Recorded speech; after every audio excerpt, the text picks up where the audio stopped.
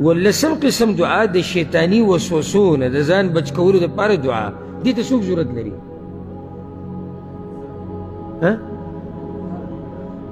ټولو ته ضرورت لري که نه یو سړی دا غواړي چې ما الله د شیطان د وسوسو نه بچ کړي دا به څه وکړي؟ یو خاص سړی وي؟ هر سړی ورته ضرورت لري ولې؟ ځکه چې شیطان صرف د احمد یا د زید یا د خالد یا د منصور دشمن دی هغه د ټولو دشمن دی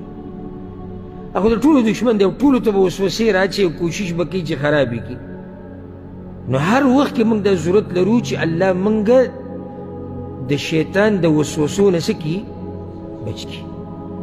او د هغه د جال نه او د هغه د چال نه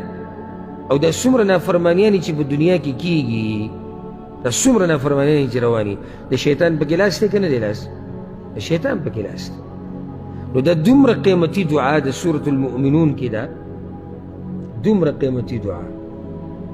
سورة المؤمنون کې ده او دا درته ووایم د دې دعا قیمت معلوم که بیا دا دعا الله ښوولې د خپل پیغمبر محمد بن عبدالله صلی الله علیه وسلم وی ته داسې وایه چا ته ویلي دي؟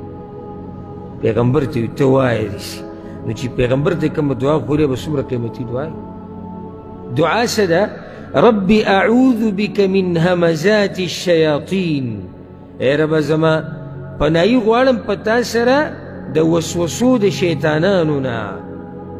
واعوذ بک رب ان یحضرون او پناهي نیسم په تا سره ای ربه زما د حاضرېدو د هغوی نه ماته دوه خبرې شوې یعنی یا الله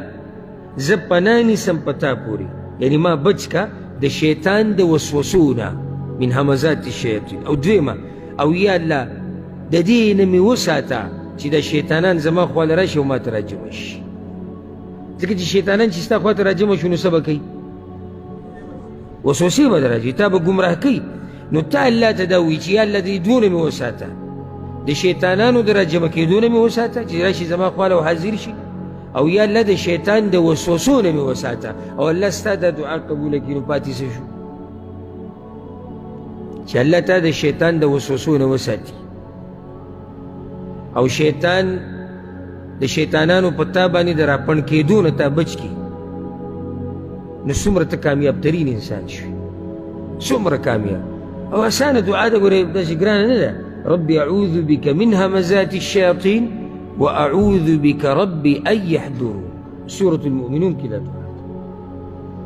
آیت نمبر 90 او 98 97 ها دویم ذکر اولنی دغه دعا ده دویم ذکر سورة الناس ویل سورة الناس سورة الناس پیژنې کوم سورت دی؟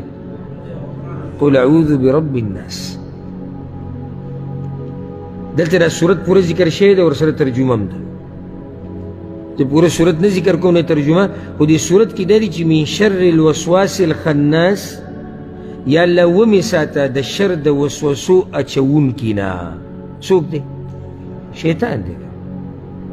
نو په دې سورة الناس کې هم دا خبره ده سورة الناس سحر او د ماښام په اذکارو کې شته څو پیرې دی؟ 3 پیرې 3 پیرې تا د سحر په اذکارو کې وي 3 پیرې تا د ماښام په اذکارو کې وي او بیا په هر فرض مانځه پسې یو پیر دی سورة الناس نو ته چې دا سورت وې الله به تا د شیطان نه بچ کړي